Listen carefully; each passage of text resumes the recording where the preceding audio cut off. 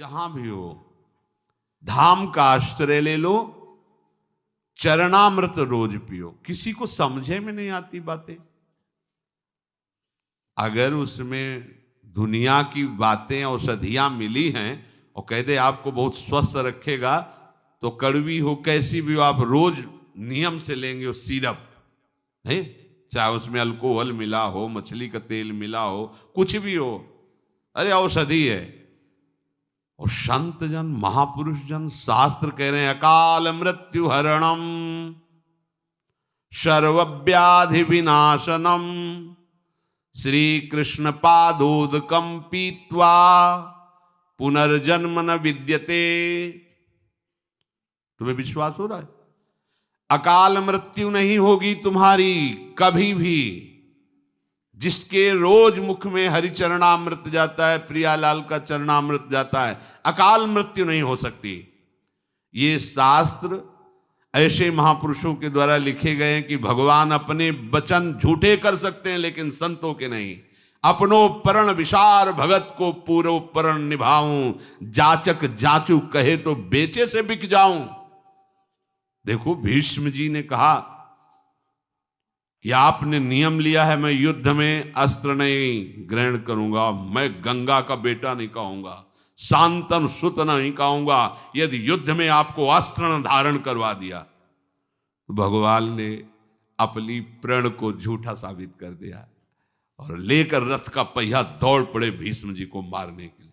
बोले बस यही बाण धनुष, यही देखना चाहता था कि आप अपना प्रण निभाते हो या अपने भक्त का। अपनो परण विसार भगत को अकाल मृत्यु हरणम, चिल्ला चिल्ला के कह रहे हैं, पैसा नहीं लगता। अपनी श्री जी को स्नान कर, राधा नाम को, या आप मंदिर से किसी भी, हमारे बड़े उदार ठाकुर है, चाहे आप राधा रमण जी चले जाओ, बिहारी जी चले जाओ, आप किसी, ये सब हमारे वृंदावनाधीश्वर श्यामा श्याम ही अलग अलग कुंजों में गए हैं तो रसिकों ने लाड़ लड़ा के उनको अलग अलग नाम से पुकारा, वही गलबहियां दिए गए तो राधा रमण वही गए, बांके बिहारी वही, राधा वल्लभ। वृंदावन में और कोई है क्या? वही श्यामा श्याम तो विविध नाम रूपों से दुलार उनका किया जा रहा है। चरणामृत का भैया नियम ले लो। अगर सत्संग सुनते हो, संतों की वाणी पर श्रद्धा है, तो चरणामृत के बिना आपकी जिह्वा में कुछ खान पान की सामग्री नहीं जानी चाहिए। आज से नियम ले लो। श्री जी का चरणामृत अपने घर में श्री जी को स्नान, वही है, विश्वास करो, राधा नाम का यदि चरणामृत वही है, पर नियम से लो कि बिना चरणामृत मुख में डाले हमारे जीवन पोषण के लिए और कुछ नहीं जाएगा। पहले चरणामृत, फिर पानी, फिर भोजन, फिर ये दिनचर्या। अकाल मृत्यु हरणम, तुम्हारी अकाल मृत्यु नहीं हो सकती। कोई भी रोग हो, होगा, रोग होगा, लेकिन विनाशनम, उसकी सामर्थ्य रोग का विनाश करता रहेगा चरणामृत। हम जी रहे हैं चरणामृत से, इनकी कृपा से, लेकिन हम आपको एक सही दवा बता रहे हैं, चरणामृत। अगर आप भावना करोगे तो चरणामृत आपके रोग को भले बना रहे, लेकिन उसको निष्प्रभावित रखेगा, उसका प्रभाव नहीं पड़ेगा। अगर आप प्रभु के चरणामृत को पीते हो तो अगला जन्म नहीं होगा, विश्वास मान लो ना। अकाल मृत्यु हरणम सर्वव्याधि विनाशनम श्री कृष्ण पादोदकम पीत्वा पुनर्जन्म न विद्यते। भगवान अपनी बात काट सकते हैं, ये भगवान जो महापुरुष के रूप में लिखते हैं ये बात नहीं काट सकते। ये बड़े बड़े संतों के अनुभव की बात आज हम भूले हुए हैं। नियम से चरणामृत लो, आज से नियम ले लो सब। गुरु कृपा से 25 वर्ष से ये चल रहा है। सबसे पहले चरणामृत, गुरु कृपा से हमारी सामर्थ्य नहीं कि हम ऐसा निर्वाह कर सकते या चरणामृत का हमारे प्रति ऐसा श्रद्धा भाव होता, क्योंकि काशी के उपासक रहे हैं तो ज्ञान मार्ग के रहे हैं, पर गुरु कृपा से ऐसा कि उन्हीं की कृपा से चल रहा है। किसी दिन बिना विघ्न के भी कोई ऐसा विघ्न नहीं पड़ा। जिस दिन आप देख, पहले चरणामृत, इसके बाद पानी, इसके बाद और कोई, पहले चरणामृत।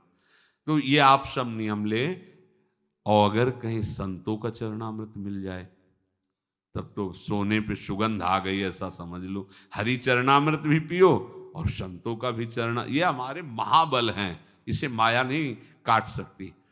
चरणामृत और रोज चरण रज लगाओ वृंदावन की। ये सब महापुरुषों से अब कई बार आपसे कहा, आप नहीं समझ पा रहे। यहां कोई भी कण नहीं जो प्रेमी भक्तों के आंसुओं से भींगा ना हो। तो अपने लोग तो इस कोटि के हैं नहीं, पर यहां ऐसे महाभागवत हुए, रात दिन अश्रुधारा चलती रही। किसी की आनंद अश्रुधारा, किसी की विरह अश्रुधारा। ये प्रिया प्रीतम के प्रेमियों की चरण रज, उनके आंसुओं से भींगी हुई ये चरण रज, और स्वयं लाडले युगल सरकार के चरण चिन्हों से चिन्हित भूमि। आज भी प्रिया प्रीतम यहीं विहरण करते हैं। शरीर में रज लगाओ, चरणामृत पियो, और वाणी से किसी की निंदा मत करो। वाणी का वेग आवे तो खूब जोर जोर से 84 जी गाओ, केलिमाल जू गाओ, वृंदावन दास जी की वाणी, ध्रुवदास जी की वाणी, ये अपने रसिकों की वाणी। वाणियों में हमारा बहुत बड़ा खजाना छुपा हुआ है। ये हमको गुरु वाणी पर विश्वास होने पर एक समझ आए, नहीं तो शुरुआत में जब था तो योग वासिष्ठ और उपनिषदों में ही हमारा विश्राम मिलता था, क्योंकि ज्ञान मार्ग के पथिक थे।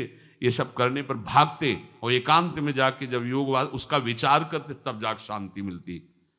क्योंकि इस रस का रसास्वादन जब गुरु आज्ञा पर कि तुम्हें ये करना ही है, तो बस एक नौकरी की तरह हमें चतुरासी जी पाठ करना है, हमें ये करना है, ये धीरे धीरे जब दरवाजा खजाने का खुलेगा तो फिर सब धरे के धरे रह जाएंगे। अलक्षम राधाख्यम निखिल निगमई रप्यतितराम रसाम भोधे सारम। खुल गया गेट, अब रसाम भोधे सारम। आप तो बस प्राण रमी रही हरिवंश वाणी। जीवन की सार्थकता भगवद आश्रय, भगवत चरणामृत और उच्छिष्टामृत के सिवा कुछ पाओ मत। नियम ले लो, बहुत जल्दी ठीक हो जाएगा सब। ना ठीक होगा तो अंतिम ठीक हो जाएगा। जब तक प्रभु को प्रसाद ना लगा लो, भोग ना लगा लो, तब तक तुम कुछ मत पाओ। इसमें तर्क वितर्क मत करो। जो भी आपको मिले पहले भगवद अर्पित करो। यदि भगवद अर्पित नहीं तो अमृत भी हो तो मत चखना। इसी निष्ठा से प्रिया प्रीतम रीझ जाएंगे।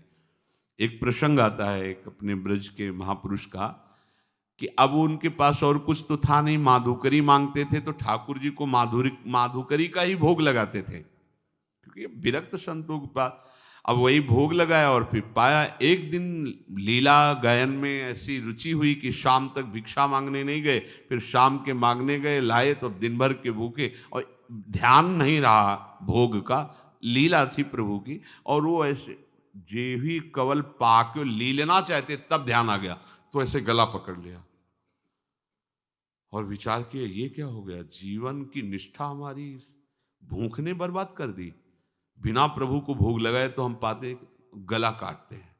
बड़े निष्ठावान थे, छुरी लेकर के ऐसा कैसे होगा। ये निष्ठा की बात कर, जे ही छुरी उन्होंने ऐसे ली तो प्रभु आ गए, हाथ पकड़, ये क्या कर रहे हो।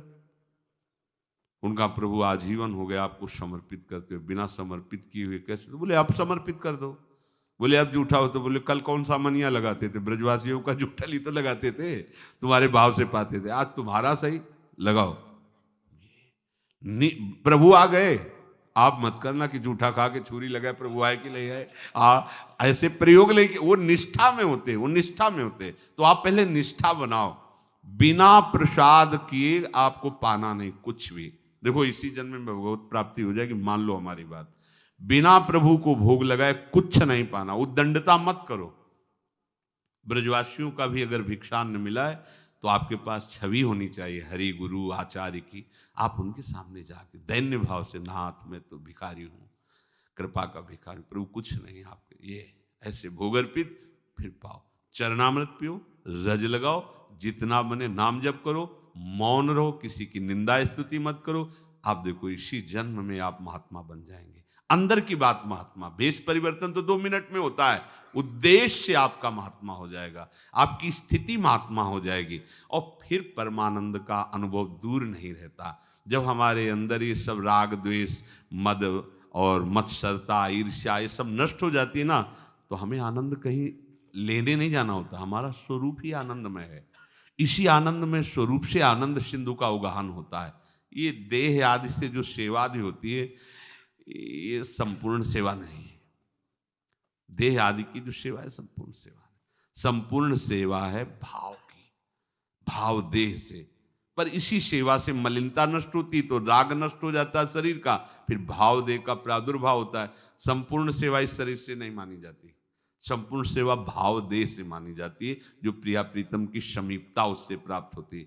इस शरीर को सेवा करके पवित्र करते हैं, इसकी पवित्रता का स्वरूप है इसका राग छूट जाना, देह भाव छूट जाना, मैं पुरुष हूं मैं स्त्री हूं भाव ही न रह जाना, तब भाव देह की प्राप्त, उससे प्रिया प्रीतम। आपको कुछ चिंता नहीं करनी है, सब आगे हो जाएगा। फिर सुन लो, चरणामृत के बिना जबान में पानी भी नहीं जाने देना, प्रसाद के बिना हम भूखे रह सकते हैं लेकिन कोई भोजन नहीं पाना, चाहे मीठा हो फल हो कुछ भी हो, श्री जी को भोग लगा के ही पाना है या श्री जी को भोग लगाया हुआ ही पाना है। और अपने जीवन का उद्देश्य किसी की भी निंदा नहीं करना है, किसी की भी स्तुति नहीं करना है, केवल अपने आराध्य। मौन बहुत आवश्यक है, ये बड़बड़ हर समय लगे रहना ठीक नहीं, उपासक का ये स्वरूप नहीं होता चलते फिरते बातचीत कर, नहीं, मौन कितनी आवश्यक बात है जो बोलना जरूरी है, विचार करके बोलो, नहीं तो मौन रहो, क्योंकि अपराध बनने की संभावना होती है वाणी से। सबसे ज्यादा अपराध वाणी से करता है उपासक, और ये अपराध फिर मलिनता लाकर भजन नहीं होने देते। चरणामृत चरण रज निंदा स्तुति रहित भगवत आश्रित जीवन भजन ही भजन है, और इसी जन्म में उसे भगवत प्राप्ति हो जाएगी। पुनर्जन्म न विद्यते। हमारे पास तो बहुत सी सामर्थ्य है, एक बार प्रणाम कर लिया, कृष्ण प्रणामी न पुनर्भवाय, रोज चरणामृत पी रहे हैं, पुनर्जन्म न विद्यते। चतुरासी जी का पाठ कर रहे हैं, छुटी 84 भ्रमंते निरखय जो, अब हमारी दुर्गति होगी, अब हमारा कल्याण नहीं होगा। जे रेणु पर मरिबो मंगल, कितनी बार भगवत प्राप्ति होगी? यहां तो एक एक पॉइंट में भगवत प्राप्ति है। इसलिए निश्चिंत रहो, निर्भय रहो, निशोक रहो, संशय रहित रहो, विपरीत भावना मत करो, अपनी लाडली जू की रहो। श्री राधा वल्लभ लाल।